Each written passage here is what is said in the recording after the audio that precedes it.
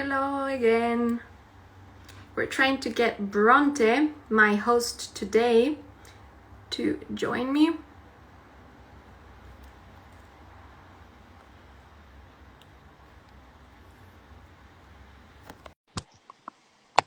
Perfect. I see that Brontë is here. Hello. Can you see me? Hello. Hi. Hi. Can you see me? Yeah. Perfect. We just Amazing. had a brief moment before when I saw that you couldn't join, but now I'm happy that you're here. How are you doing? How are you? I'm very good, thank you. And yourself? Here, I'm just going to get into Very a better frame with the two of us. I slightly misinterpreted how much of my face was going to fill up the screen. No, that's fine. I know, like I was literally just saying that it will take, I think, something to like a master degree to really master the intricacies of an IGTV live. And you would assume that by Very now good. I should. You And should also, be like, one. sorry. But you should be a master by now, practically. Yeah, but unfortunately I'm not. So I guess like, yeah, this is just gonna be trial and error for a time now. And I was just gonna say that as we started speaking, this is the wonder of Scottish weather. A massive storm erupted, literally right in front of my window. So it's gonna be quite nice talking about rape and revenge porn with this storm ensuing and being like all over me. It's like a properly dramatic backdrop. Absolutely. Yeah. Perfect. So shall we get started then? Yeah, of course. Great. So, hi everyone. Thank you for joining us on this live session. I'm Brontë Creighton-Shaw. I'm a correspondent with Human Rights Pulse, and today I'm going to be hosting the session with Diana, who is Human Rights Pulse's community manager. And Diana is finishing her second law degree at the University of Glasgow and will be starting her diploma in professional legal practice soon with a traineeship already secured. Very impressive. Congratulations. And is an expat from Italy. So today we're going to be discussing normalized rape culture in an Italian context and, more generally speaking, sexism and the way that this is prevalent in Italian society.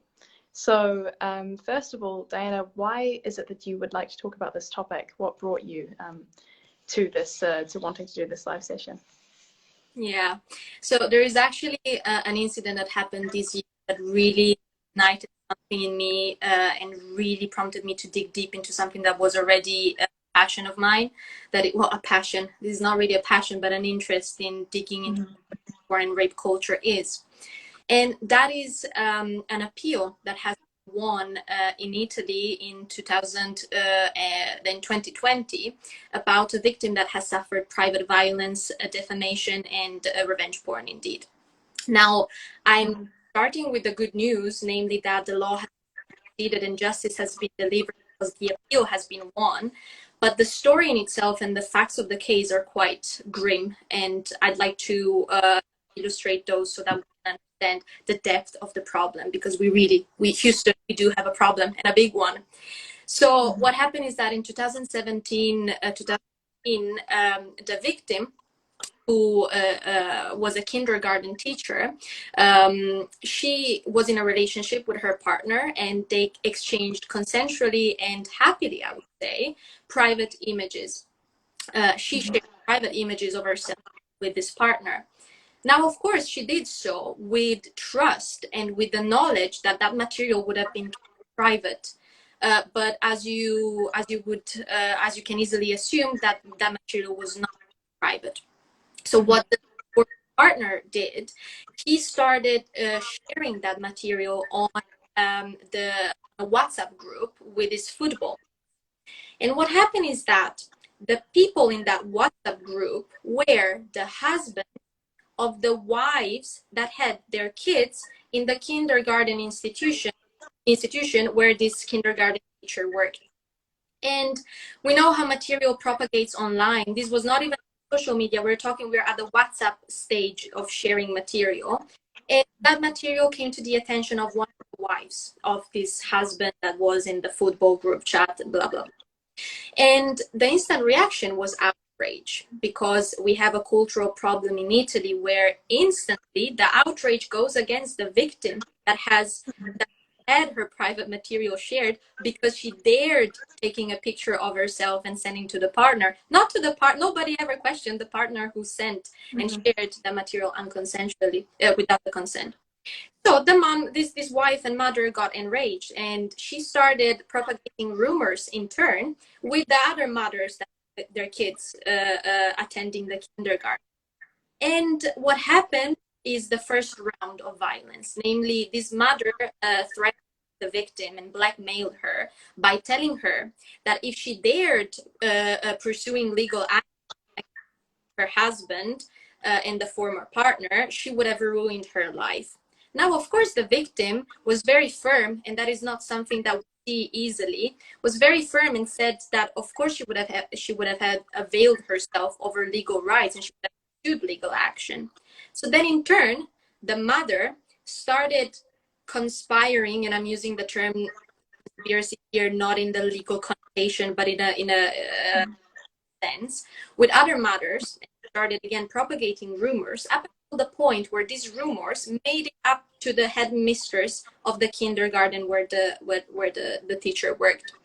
And you would expect at some point some empathy or some support for this victim that has suffered violence. But the only thing that you see is blackmail over blackmail, because indeed, as soon as the headmistress was informed that this took place and that this involved a teacher working in the kindergarten, she started threatening the teacher by saying that she would have fired her and that she wanted her to resign, because if the headmistress herself would have fired first, she would have been forced by law to say the reason of dismissal, and the reason being this private incident happening, in her perception, would have been a hallmark of defamation upon the kindergarten institution for life.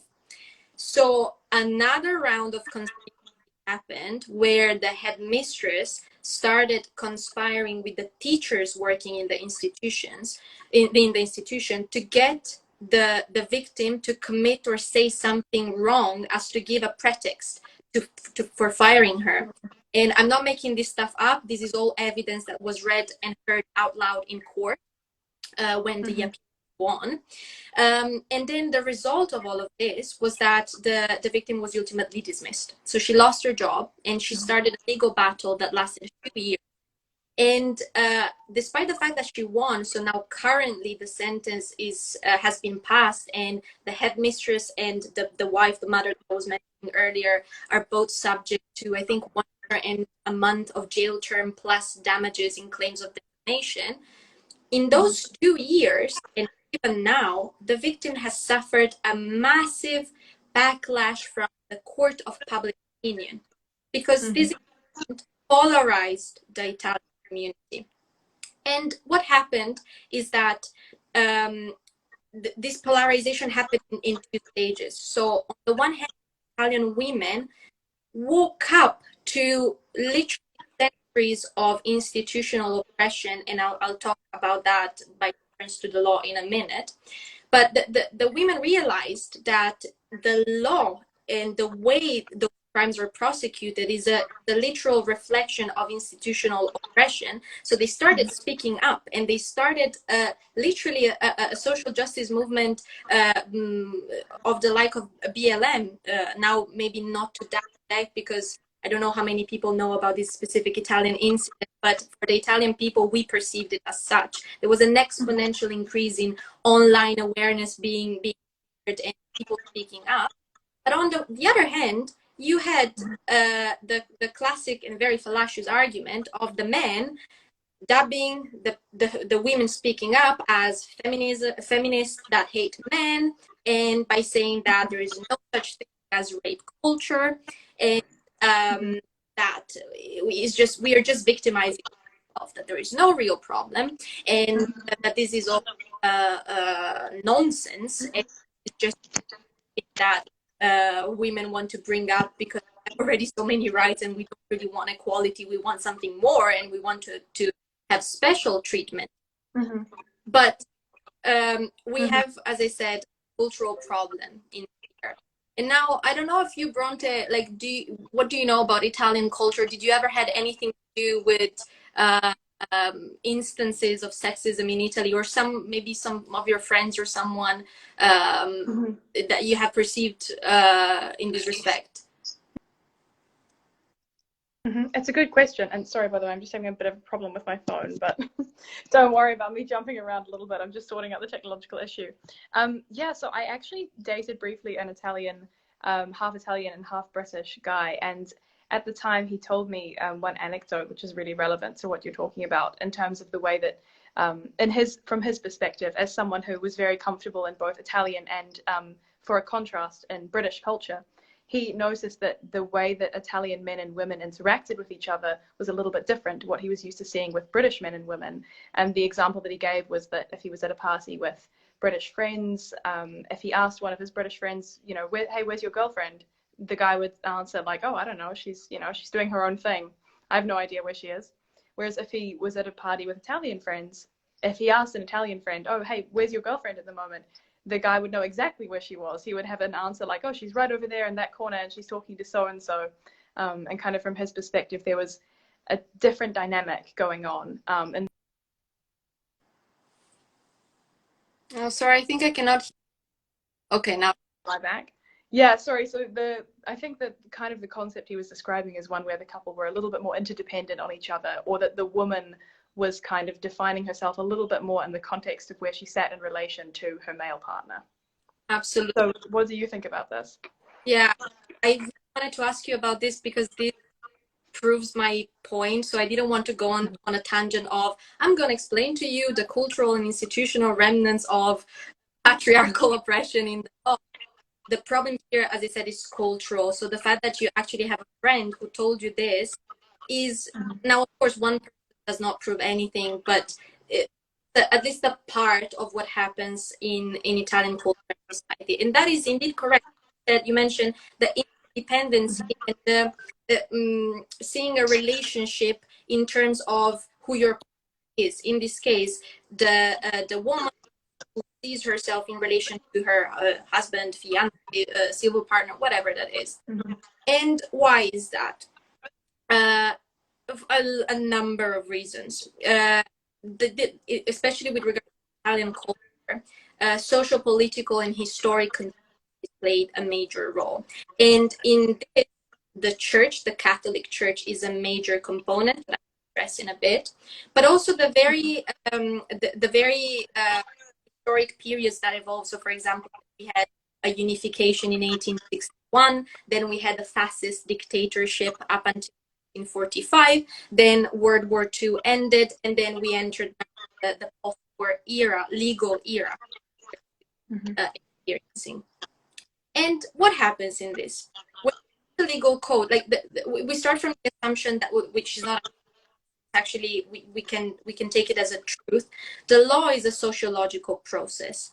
So the way in which a country, the legislature, drafts and prosecutes law dictates the way in which society will behave and what will be acceptable by the members of that society. And what happened with the first drafting of the penal code was that the notions of honor, family, and female sexuality were heavily embedded in the criminal norms themselves. And with the fascist the fascist dictatorship, there was an amendment to the penal code in 1930, and up until 1945, the law literally codified the subjugation of the woman under the man, because the notion was the family was an important pillar, a fundamental pillar of Italian society. And in this tradition setup of the family, the woman had less legal rights than the husband. And especially in a marriage relationship, the woman was surrendering some of the rights to the husband. And this is why the crime of marital rape was not criminalized until 1981. 1981 is very recent. It's just That is very recent. years ago. So you can see, like, how this plays into what is accepted and not accepted in society. Because if you have a legal code, the official penal code in the Italian criminal justice system, that says that if you marry your rapist, you're not that if the rapist marries the victim, the rapist is not the rapist anymore, and it's a free man. You give a clear indication to what society, to what human beings and agents in society can and cannot do. But it goes worse than that.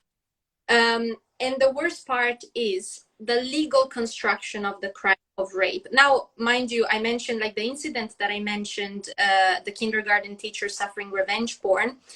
Revenge porn is not rape per se. It's a gender-based violence, or actually it is debated if it is a gender-based, specifically gender-based violence. It has prevalence in females, but it can actually not be classified as such. But rape in Italy was classified as a gender-based violence. But not only that, so up until a certain point, now I don't recall the date exactly, but rape could only be committed against a female, not a male, and that is problematic in itself. But it was considered as a crime of property up until 1996, as a crime of property and as a crime against public morality. And this tells you everything that you need to know about the societal fabric of a country, because Italy developed itself legally, historically, and socially as a society whose legal codes were a reflection of the health of the state, so to speak. So the behaviors of the citizen would be a reflection of, so what was criminalized was a reflection of how healthy the system of governance in place was. And public morality played a huge role in that. And only in 1996, there was this reclassification in the criminal code where rape was finally classed as a violent crime against the individual instead of property or public morality.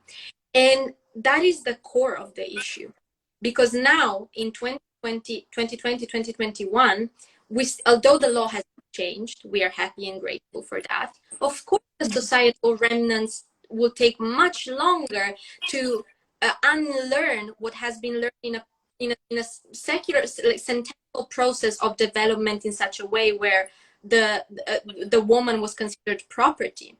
So this is ultimately why, in a case such as the kindergarten teacher, where the first thing for me would have been, why the shift is on the victim and not on the perpetrator? This is why, because her actions are considered criminal in themselves, even though they are not, because of this public morality and as I said, the taboo around female sexuality. And now this differs from country to country, because, as you said, you were mentioning your friend who is half British, half Italian. In the UK, like, now I moved from Italy to the UK 2 years ago, Scotland specifically. The culture is massively different. Here, people, like, when I tell them about things like, so we had this ruling in Italy and it took the victim 2 years to finally achieve justice, and she's still suffering a backlash, they're outraged, and they say that this is unacceptable. But for Italian people, women especially, who have to come to terms with their internalized misogyny, and I also had to do that, because I lived in Italy 18 years of my life, 15 years of my life. You do assimilate unconscious. It's like with unconscious bias. You do assimilate inputs that you get. This is, for them, it's still like natural to say, if you take nudes, or if you have sex in promiscuous ways, or if you dare exploring freely your sexuality, you are committing a sin and you are liable to be punished. And even more scarily, in something that is happening in culture, violence of this sort is being justified because, again, it reverts back to the crime of property. So I had a person telling me on the internet that when a woman cheats on a partner, violence is justified, because the only thing a man can do is committing violence, because his honor has been stained. And I think I mentioned before that the three elements, which are honor, family, and female sexuality. honor, which played a major role in the first drafting of the penal code back in the 19th century, is still something that plays a role nowadays. Namely, if you if you have a partner and then that partner commits adultery, or there is private images circulating or whatever, your honor as a husband or as a partner is stained. And the shift is not on the poor victim whose individuality and whose legal person has been affected. The shift is elsewhere, and I think that is absolutely problematic. I wonder how much of this as well can be connected to the fact that Italy is still a relatively religious country, right? Yeah. Because of course it's not like these issues are confined or isolated to Italy as a country. I think that there are remnants of these undercurrents that you're discussing everywhere in New Zealand, where I grew up, also in the UK. But both of those countries, as New Zealand, the UK, a lot of other European countries as well, have become in the last 50 or 100 years very secular. And I don't think that most people, for example, in the UK, identify as being strongly religious, and especially not as being Catholic. It's mostly a Protestant country. So I wonder how much of the continuation of these kind of historical forms of misogyny is connected to the continuation of a very, very deeply religious culture. That plays a vital role, actually, and it's a bit sad, because here the topic becomes very sensitive. Because on one hand, you of course, freedom of religion, and that is something that, again, is deeply embedded in Italian culture. The church was a fire in the history of the development of the Italian state. So people are, and right, so attached to Catholic values, because that is what they identify with. That is their human right to be able to profess those values and to be able to have faith in that religion. The problem, though, this is the classic the dilemma that we always face. When your freedom impede on my basic right to life, or right not to be affected or whatnot. And again, when talking about penal codes were drafted, I keep on mentioning these penal codes because the way they are drafted and the way before they are prosecuted is a direct reflection of society. In the 1950s, so we had the fascist dictatorship, but then the post-war came. But still, in the 1950s, the church, so that was after the war, the church exerted a massive influence. And the church had economic power as well as political power. And they also had legal power. They still do. In Italy, we study, I don't know how to translate that, but it's the right of the church. So it's called diritto in Italian. It means if you go to law school in Italy, you learn that regulate the Vatican state and the operation of the church as inserted in the Italian state. But anyway, so I said that the church has power and they exert heavily. And this can be seen in the mere fact that the right to divorce was not a thing up until the 1970s. So you see how yeah, that's so recent. So recent. So only in 1970, the right to divorce was a thing, and of course, the Catholic institution tried to very vehemently oppose that, but they failed with a referendum. But they failed to do so. They were defeated ultimately in 1974. But that signals 4 years of battle where the Catholic institutions were trying to assert their dominance over the well, not the dissolution of marriage, but like the force of marriage and the fact that divorce would not have been a thing. And of course, that plays a role more largely in family law, because the church promotes family values. And here we have a massive with LGBTQ rights, but we're not talking about that now. But you see how this absolutely exerts influence nowadays, and everything is so, like, the legal reforms are so recent, even though you might think, oh, 25 years have passed, 30 years have passed, 40 years have passed. It takes generations to dismantle that fabric that we have created.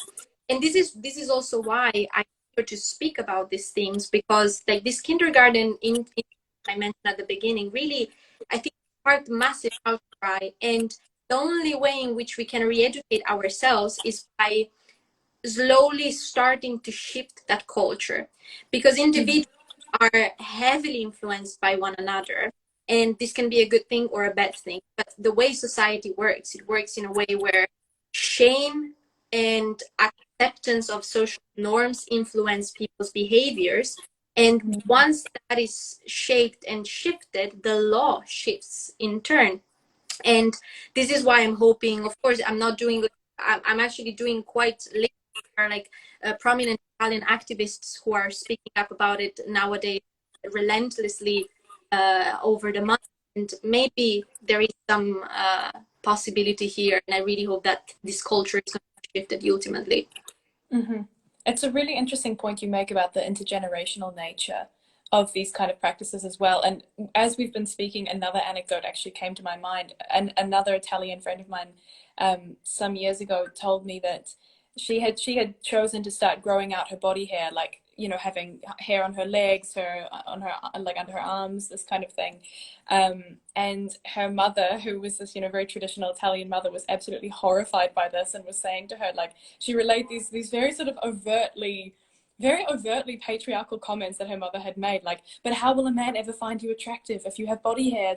Don't you want to find a nice man for yourself? You know, these kind of comments. And this friend of mine, you know, she's so much younger and so much more liberal, she just couldn't figure out a way to make her mother understand that whether or not a man is attracted to her, or what a man might think about her having hair on her underarms, is not really her highest priority.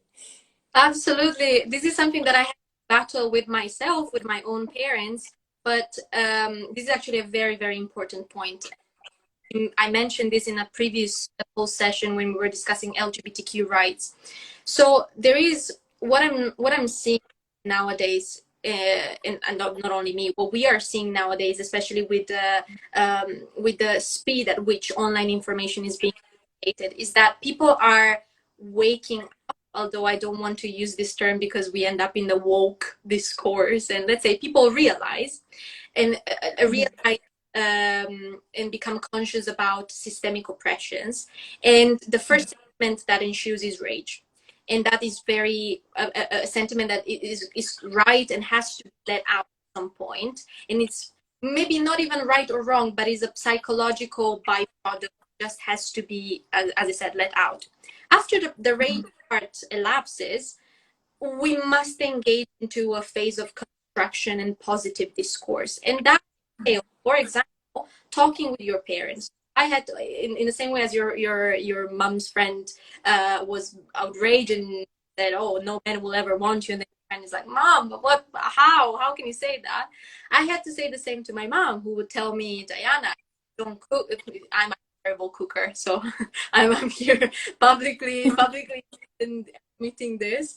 And I sometimes joke with my mom, telling her that, yeah, I'm not quite capable of cooking. And she's like, "Diana, no, I don't want you if you're not capable of cooking." Or when I started speaking and being more vocal about feminist issues and other things, she's like, "Yeah, I support you, but don't try to be quiet, because people, and especially men, will be like annoyed or sometimes outraged by you, and you don't want to have to give that image." And Mm-hmm. I know, of course, like, I was enraged by this comment, but then I had to sit down and realize why my mom would say that, because of her, the generation in which she grew up. And I started the discourse trying to explain what's happening in our current generation. And this is the moment where, surprisingly, you would see, like, I was positively surprised by my mom's reaction, in which she actually acknowledged something, that, you know what, you're actually right. I was wrong, and I'm sorry. And she started educating herself. There's still a lot to do, but she started educating herself and truly supporting me, as in, yes, there is a generational shift, and the values that we applied to society 40 years ago or 50 are no longer the values that are applicable today. But here again, there is a problem. Insofar as Italy is concerned, and again, it is directly tied in with the law. The way verdicts are worded and published is quite controversial, and there are two examples of this which are really mind blowing. So there was a decision that sparked massive outrage where a previous conviction of rape was overturned based on the fact that the victim was not good looking enough. So she was. I know it sounds ridiculous, but it It is. sounds made up. I know. Now I don't have his reference in me, but if anyone message me or you can Google it, it's right up there.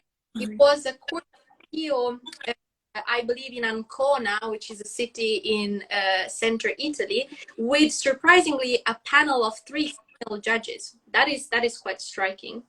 That have held that the victim, based on the evidence, the circumstantial evidence of the rape that occurred, the victim was considered too ugly in the eyes of the rapists, and they mentioned things like the fact that the number of the victim, they knew the victim, and the number of the victim was saved as Viking in the phone of the rapist, and they made comments ugly she was. I'm pretty sure there was some mention to the hairy leg, something to that effect. This is why it came to me. And the Court of Appeal said that indeed that could not be classified as rape because of the unappealing appearance of the victim. Now I'm pretty sure that the Rome Court of Cassation overruled that quite recently. I'm not entirely sure, but probably in 2019, or there are some steps being taken to that effect. But those rulings give us a strong indication to what is acceptable and what not, and the fact that you have to be, if you're not appealing, you're not even subject to rape and everything that I said before. And normal people, the normal people are not mechanisms of specific decisions. Oh, bad-looking woman, not only good-looking women are subject to rape, and everything that comes with it. So if you want a man, you have to if the man doesn't want you to your body hair, or if the man want you to do it, otherwise you will not find it, and so on and so forth. So this is truly concerning at this point. And it ties back to what you said about how the law is, I mean, what is the law basically? Like, not to dive too deeply into legal philosophy, but in a quick summary, the law is basically our way of enforcing cultural and social norms, right? And so sometimes, yes, the law can help jolt along culture in a progressive way, or the law can help change a culture, but most of the time, legal decisions are very representative of the culture as a whole, and in fact, legal decisions are not going to improve or change if the wider culture is what is really the root cause of this less progressive thinking.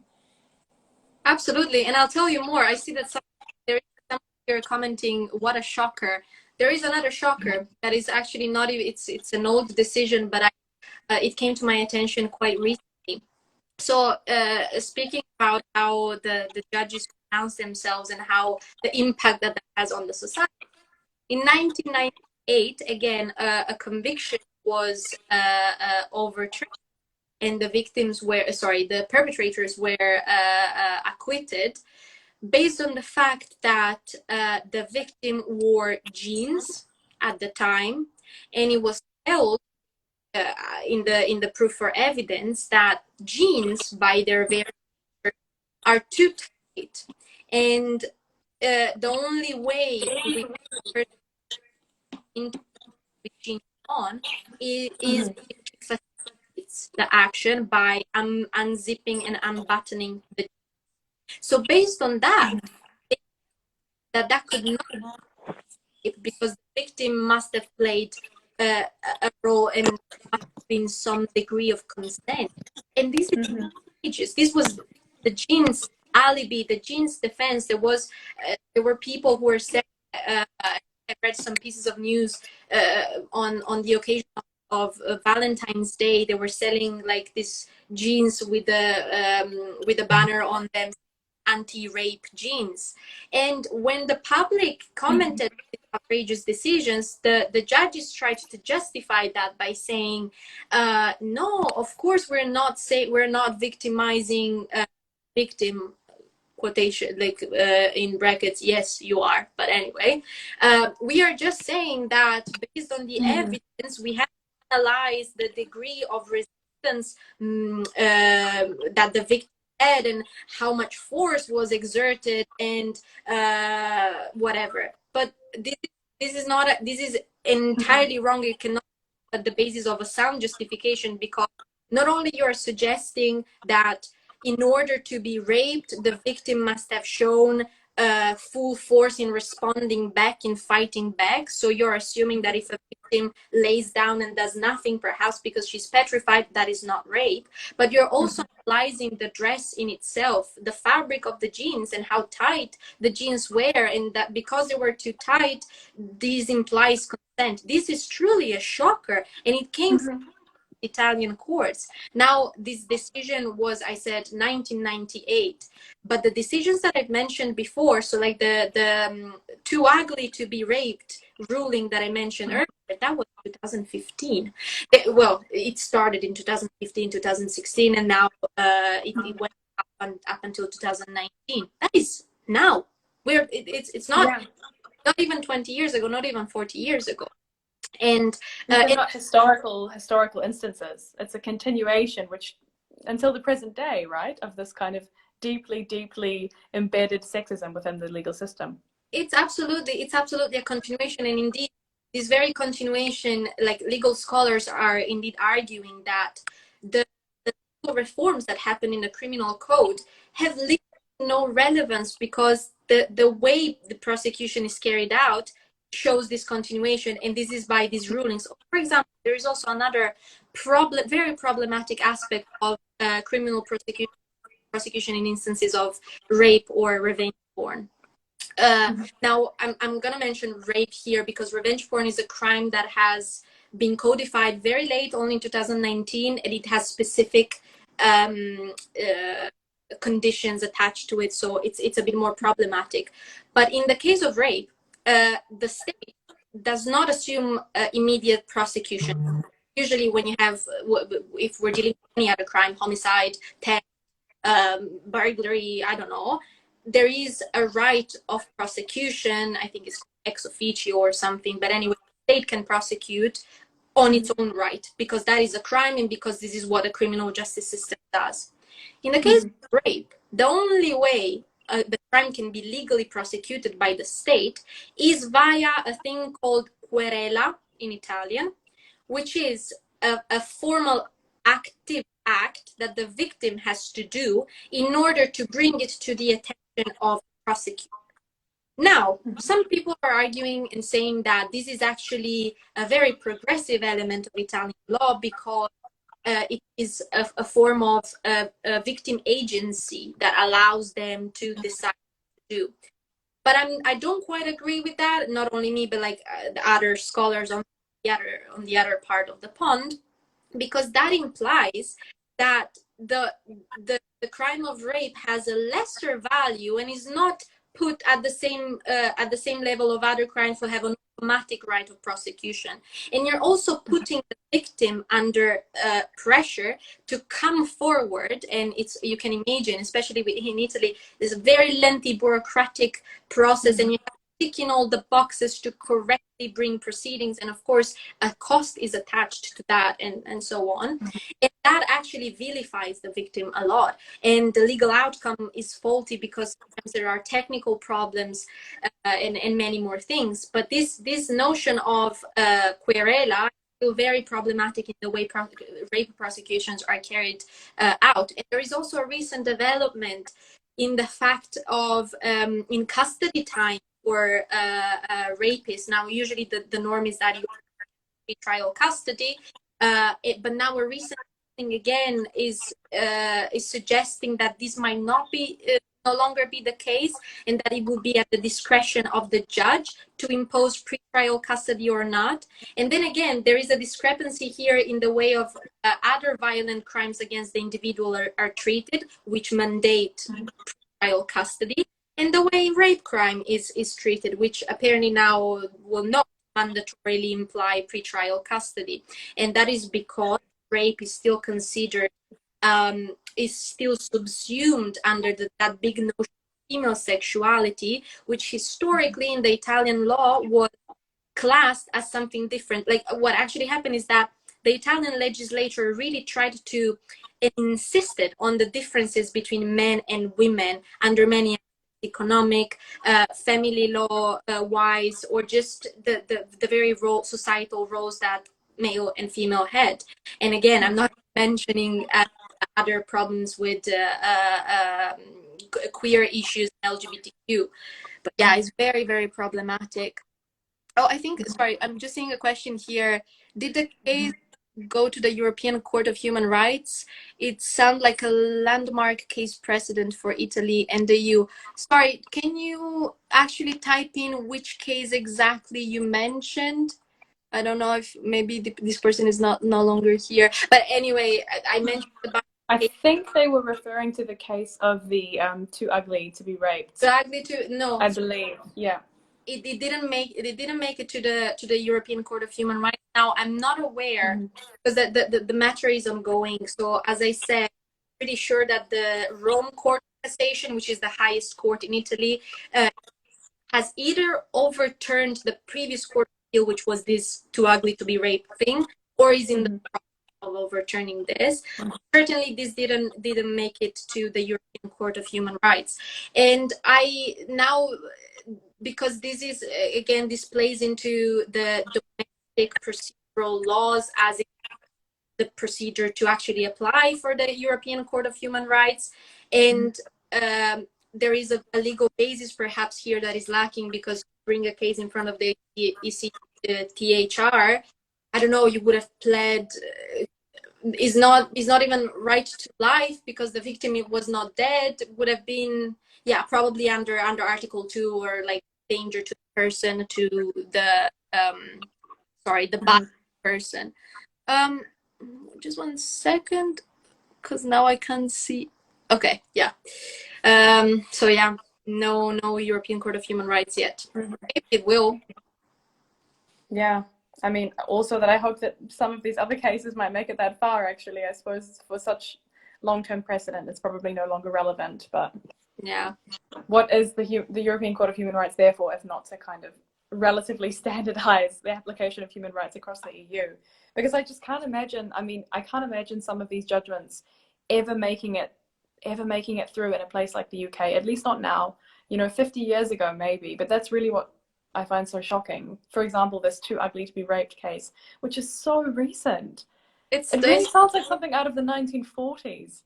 Yeah, but no, it's very, very recent. I had some notes in here. I'm just checking if there's anything like more shocking. I don't like the big shockers, as I said, was this Jean's alibi. I don't actually know what's more shocking to me, if the Too Ugly to Be Raped. I think actually the Jean's alibi thing, although this was 1998, it's even worse, because it really, and the fact that the judges tried to justify that by saying, oh no, we're not victimizing the victim even further, we're just trying to assess the degree of force and consent implied, but you're already undermining the legal provision that stands before it. So I don't know if other shockers happen. In general, there is like the shockers that happen every day for Italian people. So say I'm an Italian woman, and when I browse Italian news, the way, so media plays a huge role, and you would be surprised to see how certain titles make it to the national news. Titles saying when somebody has been raped or anything, you would hear news like preeminent tech wizard has raped, drugged, and completely wasted 15-year-old girl, or like, the narrative, or something even worse. So for example, when there are titles about women occupying various positions, you wouldn't see name, surname, position occupied for men. You would see the name saying, my name, Diana, mother of 5 and wife of preeminent scientist XYZ, has made it surprisingly to the top, which yeah, courses, and it's, that to me is a shocker every day. And every day, I remember when I do some personal live IGTV lives on my private page, I think I said at some point something like, day I wake up and I'm scared to take my phone and to look at the news, because I know that that my blood is gonna boil, because I'll see something like, oh, woman, unnamed woman, mother, sister, wife made it there. And I remember when I talked to my parents about that, and they're like, oh, but come on, this is a nice title. I'm like, have you ever heard of a man being dubbed man, Luke, say I'm saying a name, Luke, husband, devoted brother, has made it to the top of a tech company? I don't think anyone has ever seen. You would say, Dr. Luke Smith, partner in a company, Tech Ltd, has become senior manager, like that. So yeah, it's this classic phenomenon where men are allowed to define themselves. Women must be defined by the people around us. We have to be defined in terms of our role as a partner, a wife, a mother, a daughter, a sister. It is always a mirror image of someone else. We're never fully allowed to own our own identity. Absolutely. This is a great point that you made, because it's about self-determination, and again, plays law and into the development of a culture. So I would say, actually, maybe this is the biggest problem with Italian at the moment, and Italian law. The right to self-determination is very faint with respect to this discussing. So the woman is still very much a reflection, like the identity of the woman, a reflection of those who historically had more power than her, namely the husband, or the father also, or anyone that she's affiliated with.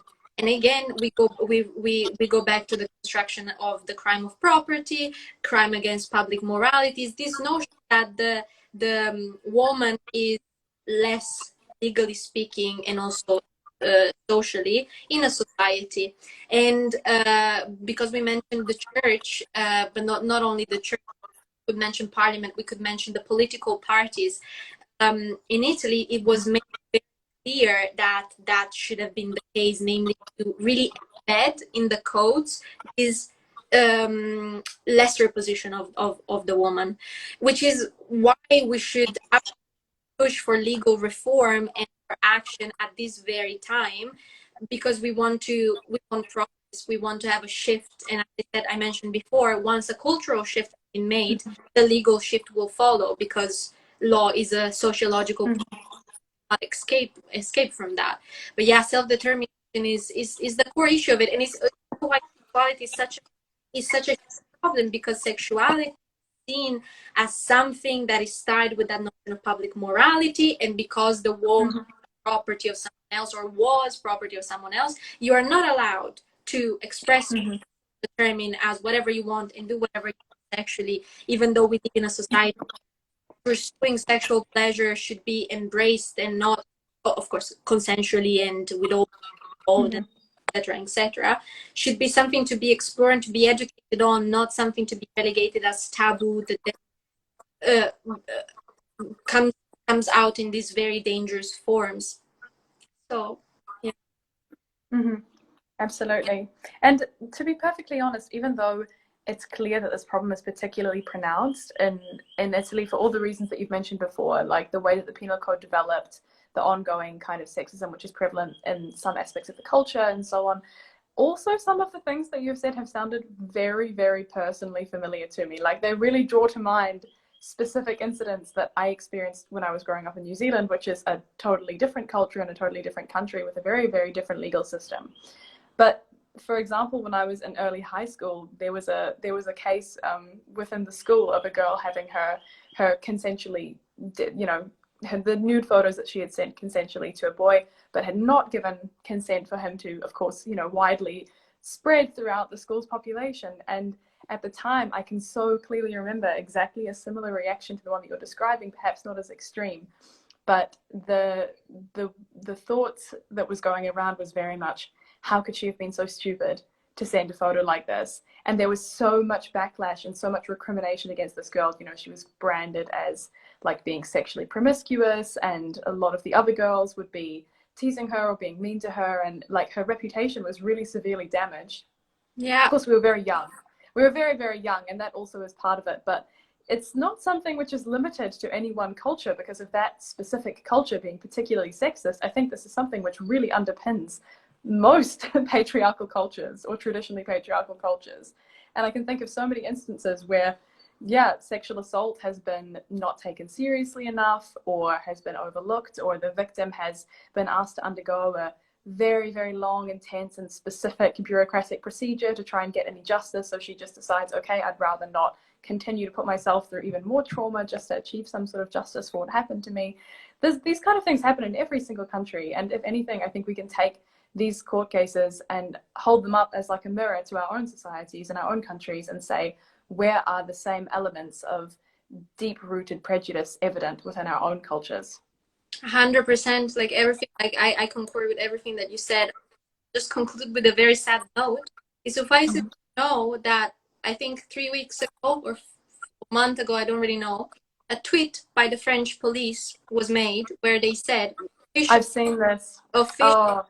By the official police, French, saying that if you take nudes, you are behaving recklessly because you're taking a conscious risk of having your private material shared. That tweet was followed by backlash, and it was ultimately taken down. But it, again, is this notion of honor, sexuality, shame, social conditioning, internalized misogyny, and where the emphasis is placed.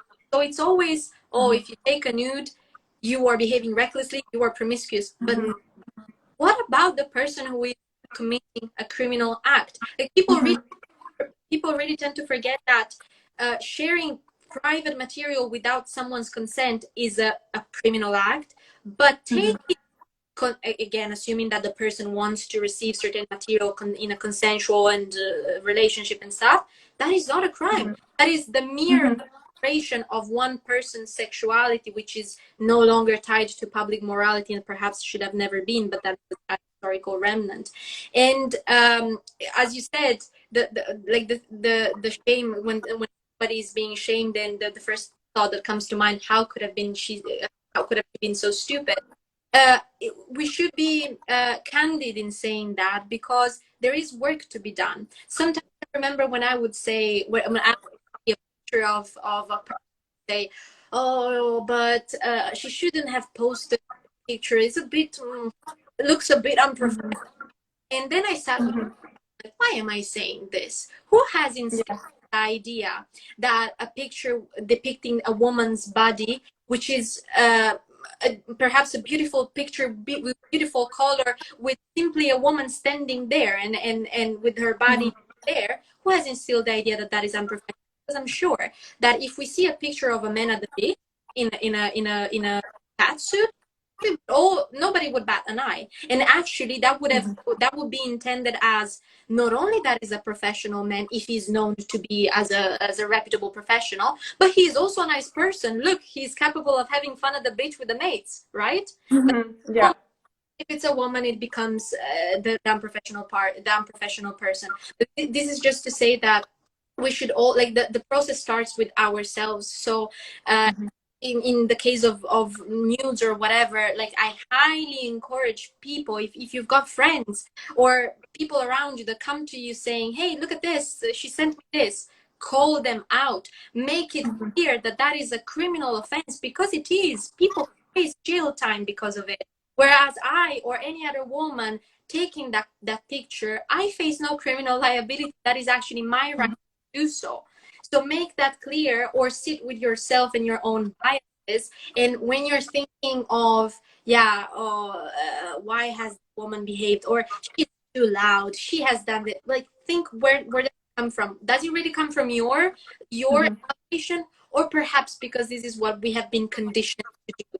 And again, this is major conditioning, and that it underpins, like, the Italian example is quite dark because of the very strong historical factors that I mentioned, but it underpins every society, or almost every society. So massive cultural work to be done there. Absolutely. And I think the framing that you're giving is so important, because so often women's issues or feminist issues are kind of framed as like women against men.